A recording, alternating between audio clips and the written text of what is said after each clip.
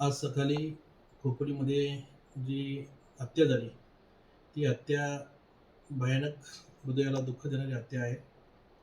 मला मी आज बाहेरगावी आहे.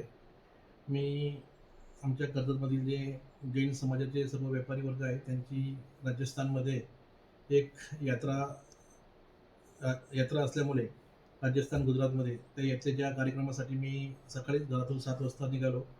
10चं माझं फ्लाईट होतं.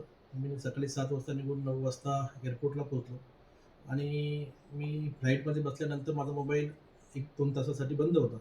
नंतर मी फ्लाईटमधून 11 वाजता अहमदाबादला उतरलो. तेव्हा मला कळलं, की अशी-अशी एक खोपोलीमध्ये घटना घडलेली आहे आणि ती घटना इतकी मनाला दुःख देणारी घटना आहे, तर त्या घटनेचा जितका आपण निषेध करू, तितका निषेध कमीच आहे. परंतु काही वेळानंतर मला हेही समजलं का तिथे ज्यांनी घटना केली, ती घटना खोपोली शहरामध्ये झाली. शहरामध्ये होऊन अनेक लोकांची त्यामध्ये नावं घेण्यात आली.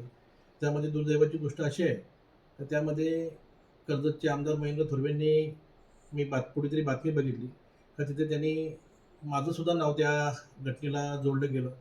त्यामध्ये त्याचा राजकीय स्वार्थ साधण्यासाठी महेंद्र थोरवे या अशा गोष्टी करतोय. मी अगदी मनापासून मी अगदी धार्मिक ठिकाणी आलेलो आहे आणि मी धार्मिक ठिकाणी येऊन मी माझी शपथ घेऊन सांगतोय, माझा या घटनेशी कुठल्याही प्रकारचा संबंध नाही आणि जो मयत व्यक्ती आहे, ज्यांच्यावर आज हत्या झाली आहे, तो माझा सख्खा जवळचा नातेवाईक आहे आणि त्या माणसावर जी हत्येचं ऐकून मलाच इतकं वाईट वाटलं.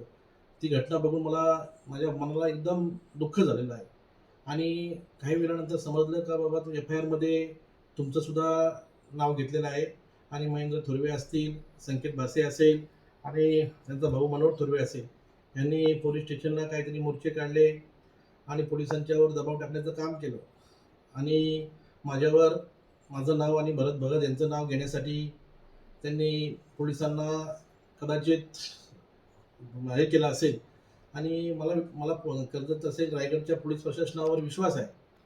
विशेषतः रायगडच्या पोलीस अधीक्षक अचल दलाल मॅडम यांच्यावर विश्वास आहे आणि न्यायदेवतेवर विश्वास आहे.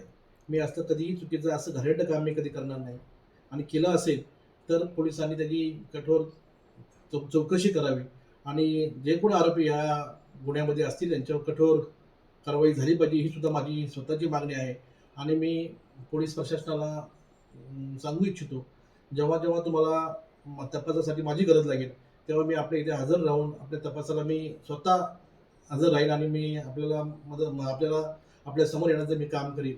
मी या माध्यमातून ज्या कुटुंबावर जे प्रसंग ओढवला आहे, त्या कुटुंबाला मी त्यांच्या दुःखामध्ये मी स्वतः सामील आहे.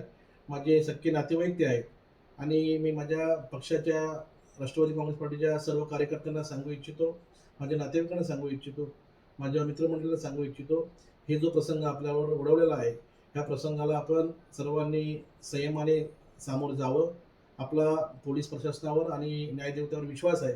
आपण आलेला प्रसंग नक्कीच त्याच्यावर आपण योग्य ते मार्ग काढू आणि पोलीस प्रशासन असेल आणि न्यायदेवता असेल, हे आपल्याला मदत करतील असा मला विश्वास आहे.